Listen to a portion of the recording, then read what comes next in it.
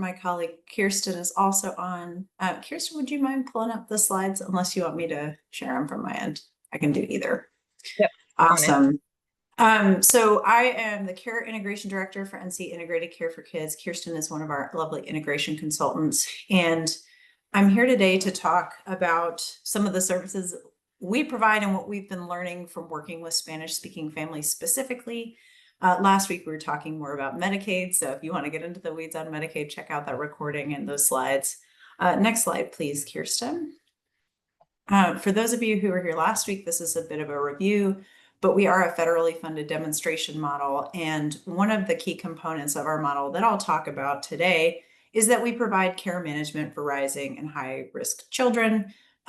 So that means kids that are at risk of becoming medically complex, being placed out of the home due to complex medical or social needs, or kids that are already at high risk for that. And when I say care management, I essentially mean working with a single point of contact, typically a nurse, a social worker, or a community health worker based at an insurance plan or a health system to help address a broad variety of clinical and non-clinical needs. You can go to the next slide, Kirsten. So to dive into that a little more, again, care management is a free service through Medicaid that's allocated to children that have certain risks.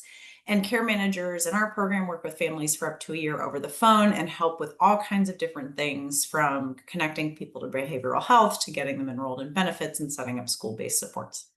Next slide, please, Kirsten.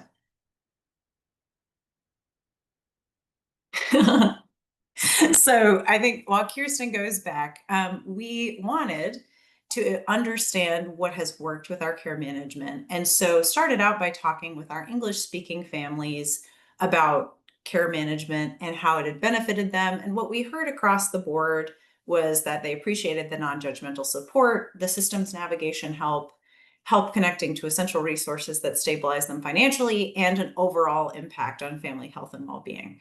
So that is all great. We interviewed 50 people about that. But again, these were all folks that spoke English. So Kirsten, you can go to the next slide. So we specifically also wanted to talk to Spanish-speaking families with different degrees of engagement in our care management services. So we ended up interviewing 17 different Spanish-speaking families from sort of 3 levels of participation. The first is folks who were actively engaged in or who had successfully graduated from NCInCK. The second group was those who were lost to follow-up after initially engaging. So essentially, they were participating, and then all of a sudden the care manager couldn't get in touch with them anymore. And we also talked to folks who said no outright to care management, because we wanted to really understand what made people participate, drop out, and say no from the outset. We used the same questions that we used for our English family engagement interviews, but added 2 questions for our lost to follow-up and declined patients about the immigration policy environment, suspecting that that would have a bit of an impact on their willingness to engage with formal services. And Kirsten will talk more about those specific questions later. You can go to the next slide, Kirsten. So I'm just going to talk about some of the key themes that we saw from these interviews. Obviously, this is not a representative sample of every Latina family's experience with care management, but we learned a lot from these families. And while 17 doesn't seem like a lot, we found that we could stop interviewing because we were getting the same themes over and over from families. And they were quite aligned with what we heard from our English speakers in many ways too, which is great. Most of the families we talked to were 2-parent households and often multi-generational, with the mom or the grandmother acting as a primary caregiver. One thing we saw that was a little different from the English-speaking cohort was that a lot of these families had children with special needs, including medical things like seizure disorders, but also developmental issues like autism. And a lot of the people we interviewed said that their children's needs were so complicated and severe that they needed to leave the workforce to care for them. Next slide, please, Kirsten.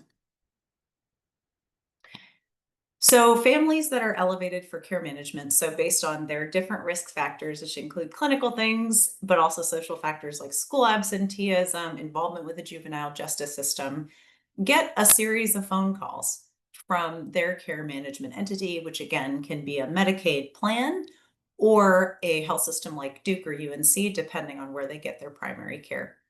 And most people, when somebody first called them, were confused. They didn't really know what care management was, and they were worried about privacy and confidentiality and whether this would cost them anything. So the lady quoted here said, I didn't know if they were going to charge me. And the quotes you see here in English, by the way, are translated from Spanish. We did leave in a few Spanish language quotes. But most people, when they were first reached, did have specific things they wanted to work on. The care management pitch is very much, I'm here to help support you and your family with anything you need to help your child be healthy. Next slide, please, Kirsten. In terms of what people were initially hoping for, people sort of had a mix of clinical needs and non-clinical needs. And a lot of people reported needing help with food insecurity. And a lot of people really just generally needed help identifying resources in their communities. So we have a couple of quotes here. One, a mom hoping for help with feeding issues for her daughter. And another mom talking about needing tools to help her daughter start talking because she was having some developmental delays. So really a wide range of things that people were bringing to the table and wanting help with. Next slide, please, Kirsten. One thing that was essential for this cohort, as well as I think any family working with the health system, was the relationships. But this group of folks in particular noted how they were reserved at first. This was a stranger calling them over the phone, pretty much universally working with them through an interpreter, so not speaking with them directly, and needing time to build trust and talk about especially non-clinical things. So because these folks were based within the healthcare system at first, people needed a little more time to open up about things like food. But what people found, whether they eventually dropped out or whether they had been engaged and graduated, was that their care managers were really warm and authentically cared about their children. And that was ultimately what kept them engaged. Next slide, please, Kirsten.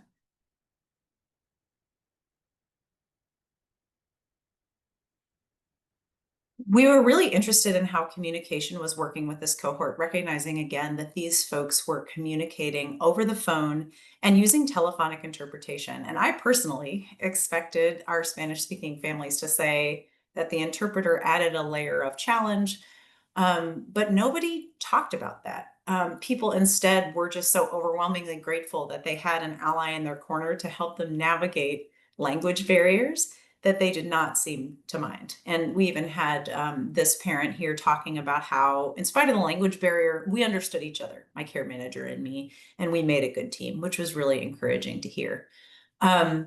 Our care managers at NCInCK reach out to families at minimum every 3 months, but often much more often than that, especially if needs are pressing. A couple of the families that dropped out did say it would have been nice to hear from them more, but for the most part, people were happy with this telephonic modality and got a lot of their follow-up resources by mail. So in contrast with a lot of our English-speaking families, we saw folks having fewer sort of techie options to get resources and really preferring that paper mail follow-up. Kirsten, I think I'm now turning it over to you. Yes, ma'am. Thank you. So now we're going to talk a little bit more about like the strengths of care management that these families identified. So for example, the care manager's use of interpreters, and this was something that Eleanor was just talking about, to overcome language barriers and work together as a team to facilitate this variety of coordination needs. This was something that was particularly meaningful to them. And in this top quote over here on the right is from a family sharing like how incredibly overwhelming it can be when two complicated systems like the school system and the medical system overlap. And she emphasizes like how helpful her care manager was with getting her child's medication in the school to manage a seizure disorder. And then on the bottom over here is an example of how this family highlights how plugged in the care managers are to resources like economic supports from churches where they could go to find free diapers in the community, formula, clothes, those types of things. And so interestingly, like a lot of families tend to be unaware of these types of resources. And so to have somebody who is a incredibly knowledgeable and also who has those relationships with existing economic supports is something that they found to be a huge bonus whenever they were connecting with their care manager. And then also really interestingly, a lot of families that were lost to follow up, they wanted their care managers to be even more persistent with sharing the variety of different community resources and economic supports. So the majority of families who were connected to care management or lost to follow up, they experienced an increased access to healthcare, necessary medications, and other important services like speech therapy. And as a result, they saw like a significant progress on their goals. So, for example, this family on the top right over here, this one just like makes my heart so happy. She was just so excited about her daughter speaking more and kind of putting words together. And then on the bottom, this family notes that their care manager was just so incredibly awesome and even connected them and enrolled them in programs like Dolly Parton's Imagination Library to get free books in the home. And so, because of this, families are able to better attend their appointments, and especially when care managers are informing them and connecting them to important resources through their Medicaid, like Medicaid transportation. And what's really meaningful here is that this means that children are doing better in school. Their nutrition's improving. Their housing stability is also improving, and all of this is like a direct result of the care manager's knowledge, attention to detail, and just willingness to go that walk alongside and explain these in detail, the different supports and the benefits of them when they're connecting them to community resources.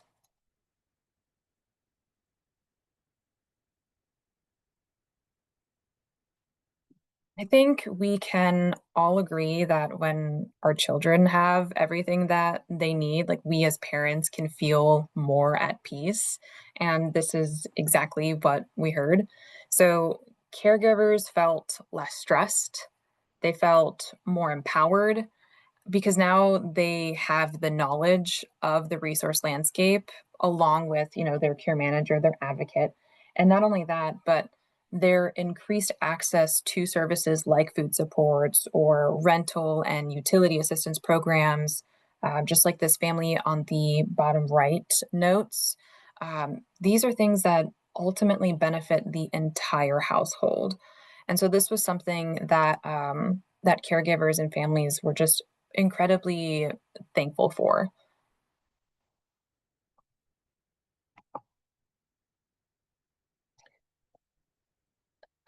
Program challenges. So the families that we interviewed, they didn't quite note any specific challenges with the program itself, but instead they talked about the barriers in successfully being able to participate or maintain participation and communication with their care manager. So oftentimes this looked like just being a person and having a lot on their plate, whether it was busy family schedules, really intense work schedules, or long work hours.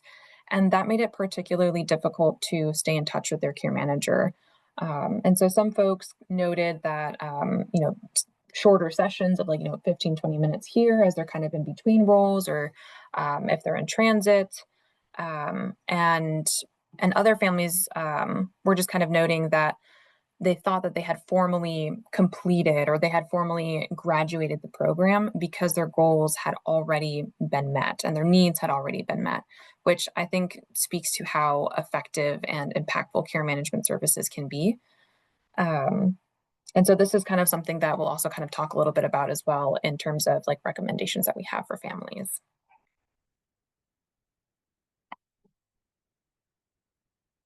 And on this slide, so the families that we're talking about on this slide are families who declined care management services. And what we heard from this cohort is that they didn't either remember being outreached. And again, as Eleanor was kind of talking about earlier, folks are being outreached over the phone. So this is a lot of times these are cold calls. And again, just sort of like thinking of like our own experiences when we receive a call from someone that we don't know who this is. This is just a number. This is a lady on the phone who seems really nice. But they either don't remember being outreached, or they didn't understand the services being offered or why they're being offered. And so a family notes over here on the bottom right that she was interested in the program, but then once they started the intake process, it was too much, too fast. It was confusing, intrusive, and felt really long. And so as a result, she kind of felt like lost and confused. And then after we completed these interviews and the families had a little bit more of an opportunity to ask questions or to learn more about the services and scope, benefits of care management, 4 out of 5 of these families actually requested to be connected as a result. And so that's also really exciting because once folks have like a better understanding of what types of benefits or services can be offered to them and that they have a right to through their Medicaid and they want it, that means that it's doing something great. Okay. The immigration policy environment. And so I think that this slide will resonate with many of you, like not only as like individual community members, but also many of you who are working alongside families in the community, especially during like this really scary and uncertain time. So many families shared their concerns around their information, their status, or their, ETHEAN or SSN being shared between programs with ICE. And so this is like a really, really deep rooted fear in the risk of deportation or endangering paths to legal residency and citizenship. And this particular barrier is so incredibly frustrating because it is blocking people from being able to utilize or feel comfortable enough to get access to the services that they or their citizen children have a right to, like SNAP or WIC, that we already know based off of evidence as well as based off of what we just heard a few moments ago, that like this has such an incredible impact not only on the individual child and the caregiver, but the overall household and the overall stress. um, yeah, so this is also something that we talk about with our participant recommendations. Like after all of these interviews and taking some time to kind of get to better know these families, we were able to come up with some recommendations for how advocates like yourselves or ourselves and programs can help Spanish speaking families become more connected to care management services. Um, and this looks like continuing to provide education on what care management is to families, even as families are connected and are engaged with a care manager. Just continuing to lean into that relationship and reminding families what their care manager can do for them. Whether it's like supporting like with their appointment coordination, increasing the amount of books that are in their home, helping them find places where they can get free diapers.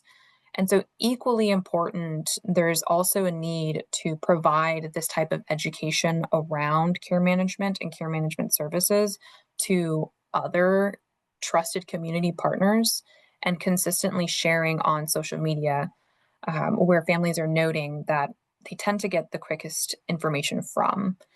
So there's like this really big need to make sure that we're sort of addressing and sharing the language and the information across, just kind of across the board with everybody, so that everyone is sharing the same message about what care management can do for a family. There's a really, really deep importance to continuing to emphasize the confidentiality of services and the information that is not shared with other programs. And these families are incredibly relationship oriented.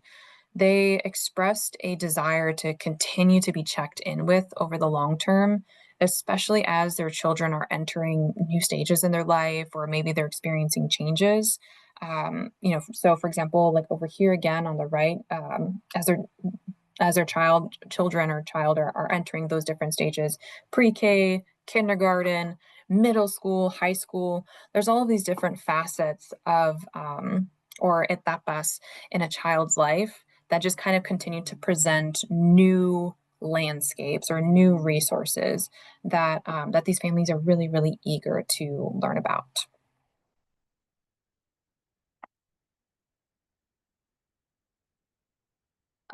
Continuing some of these recommendations, um, whenever we're working alongside Spanish-speaking families, we want to make sure that we're prepared for more in-depth clinical coordination.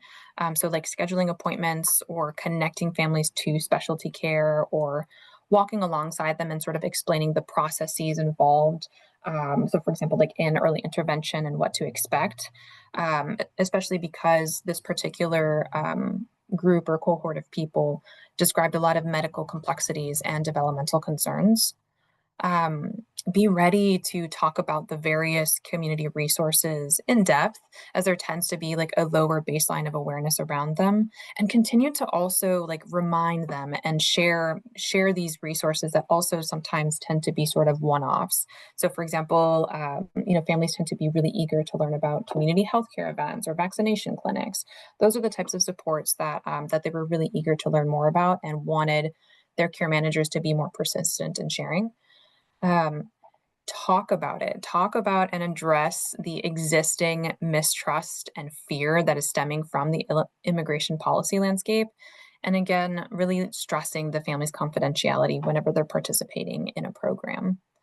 And lastly, clarify and walk families through any processes that are needed to formally graduate them from care management services. And and that's mostly because most of the families that we spoke to, they were lost to follow up, but they didn't really realize that they were lost to follow up because they had all of their needs met. So that's kind of like more of like a small technical detail. Um, yeah. And everything that we have just shared with y'all, a couple of weeks back, we also shared this with our NCInCK care managers. And here are some beautiful quotes that we just kind of pulled to share with you all. A lot of this information was stuff that really, really resonated with them as well. They also were really leaning into like that idea of like they feel the desire of families wanting to be checked in with. They feel the want of for like a meaningful relationship to continue even after they graduate their care management program. And they also recognize and see that there is so much of that language barrier, and how big of an impact that makes on every little step of the way in getting access to care. And so hearing from us and hearing from this research that families are expressing that that wasn't as big of a barrier because of their ability to work with an interpreter and the ability to work as a cohesive team, was something that they were just so incredibly excited about. And so, yeah. So now we would love to ask you all, apart from, just um, general like feelings and general gosh, I cannot think, reflections of how like y'all identify with this information. Are there any like particular ways that you might spread the word about services like care management, or are there any suggestions that you have to address fears and misinformation?